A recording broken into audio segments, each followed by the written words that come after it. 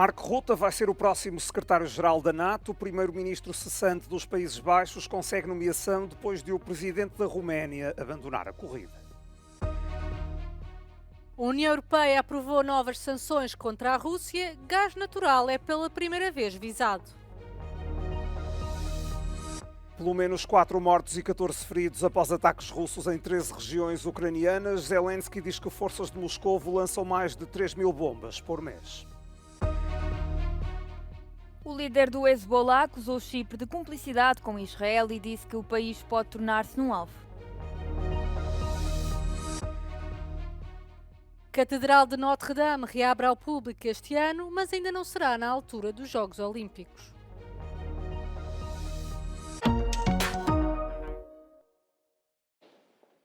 Mark Rutte vai ser o próximo secretário-geral da NATO depois de ter conseguido o apoio da Roménia. Klaus Iohannis, presidente romeno, também se tinha candidatado ao cargo, mas o governo de Bucareste colocou-se agora ao lado do político neerlandês.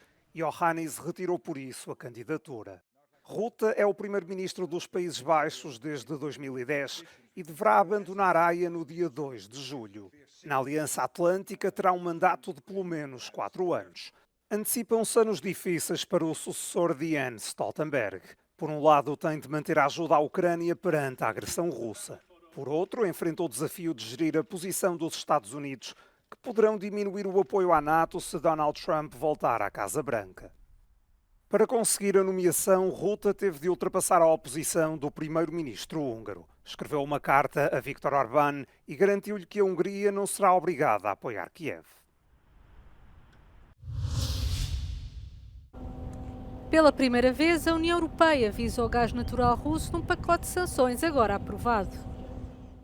Estas sanções impõem a proibição do fornecimento de gás natural liquefeito, mas não se trata de uma proibição total, como aconteceu com o carvão e o petróleo. Os Estados-membros continuam autorizados a comprar o gás, mas não será possível voltar a comercializá-lo fora da União Europeia. Em 2023, o bloco pagou 8,3 mil milhões de euros de gás russo, o que representou 5% do consumo total.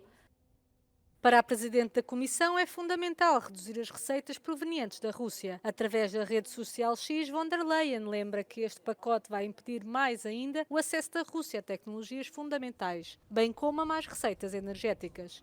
De acordo com outros especialistas, apesar das limitações, esta é uma forma de começar e não afetará o abastecimento dos cidadãos europeus. Gas was never sanctioned since the full-scale invasion, so I would say this is a huge first step. And it's quite important because the European Union created for Russia huge logistical obstacles. Para enviar o gás natural liquefeito para a Ásia durante o inverno, a Rússia precisa de utilizar os portos europeus, como os de França ou Bélgica, o que passa agora a ser proibido. Russia won't be able to use our ports. It means that they have to use either ship directly to Asia, either they have to find another location in, let's say, probably in Turkey or in other country where they can transship. So it means that their logistical route will be longer, plus it will cost them more to transship that. A aprovação deste pacote de sanções já tinha sido adiada várias vezes, devido às reservas de alguns Estados-membros, onde se incluíram a Hungria e a Alemanha.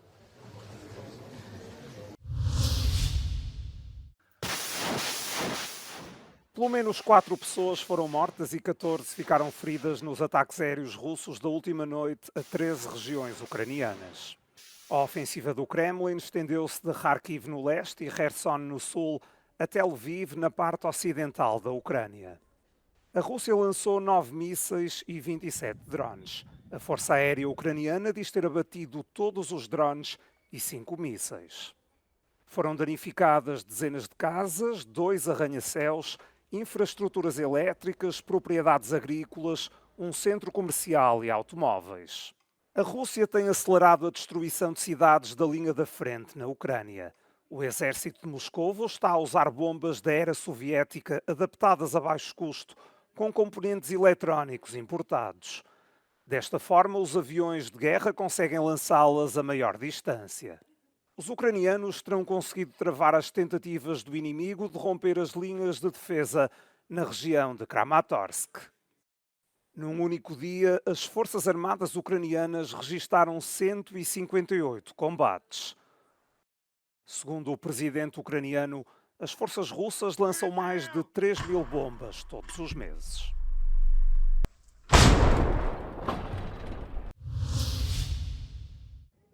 A Roménia anunciou que iria enviar um sistema de mísseis Patriot para a Ucrânia. Estes mísseis fazem parte do arsenal de guerra de defesa antiaérea, tantas vezes pedido por Zelensky.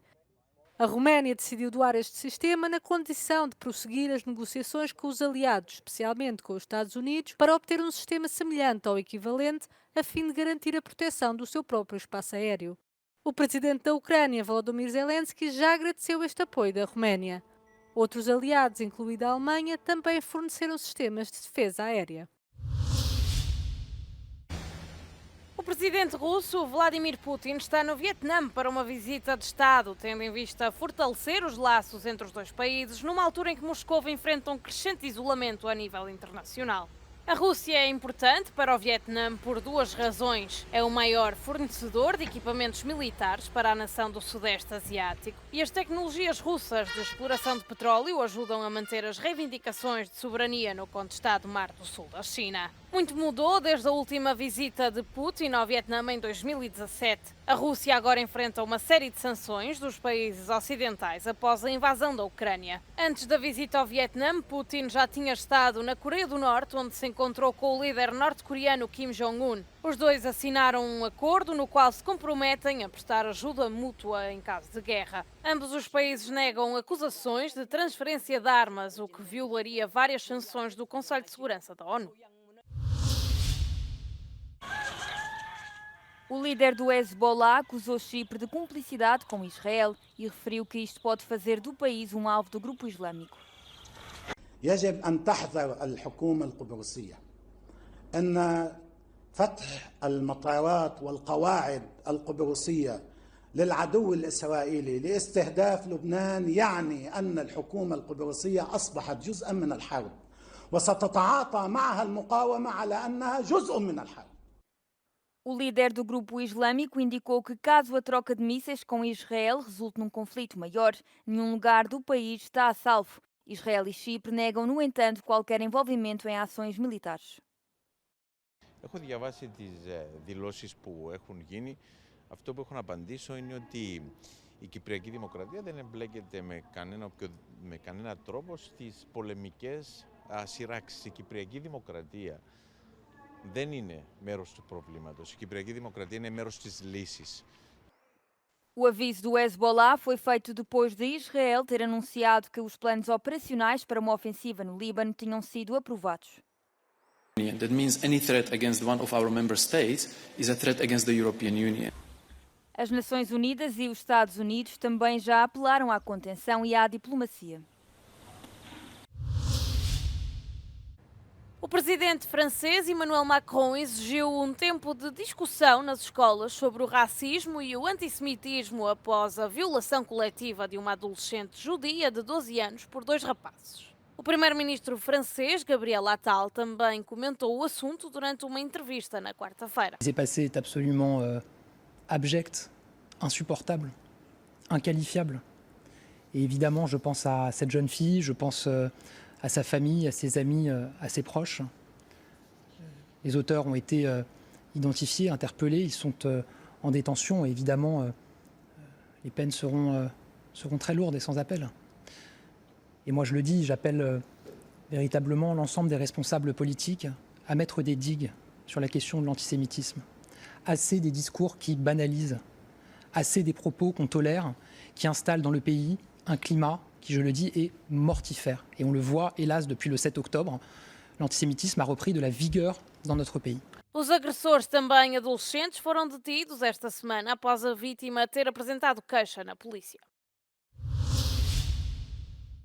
Os líderes mundiais reuniram-se em Paris na quinta-feira para lançar uma nova iniciativa financiada pela Europa destinada a aumentar a produção de vacinas em África e a resolver as desigualdades que se acentuaram durante a pandemia da Covid-19.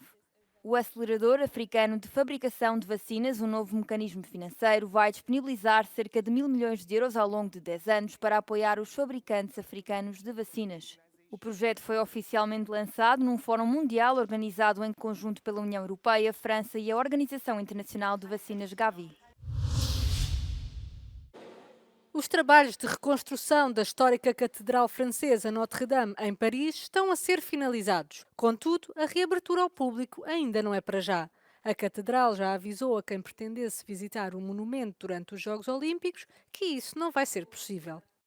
Um dos trabalhos agora finalizados é a mítica tela pintada da Virgem com o Menino, concebida pelo arquiteto Viollet Leduc, que acaba de ser colocada na sua posição original.